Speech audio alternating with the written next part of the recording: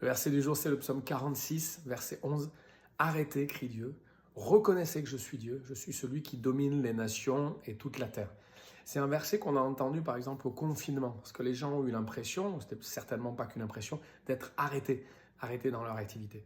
Dans le psaume 46, en fait, on parle de la gloire de Dieu, de ce Dieu qui peut arrêter les conflits, qui peut briser en fait les puissants qui s'opposent à lui, et qui peut être vraiment notre refuge et notre abri, qui met fin au combat. Alors quand on a l'impression que Dieu ne met pas fin au combat, c'est que d'une certaine façon, il laisse le temps passer, mais il y a toujours un moment où il arrête les combats et où il arrête les épreuves.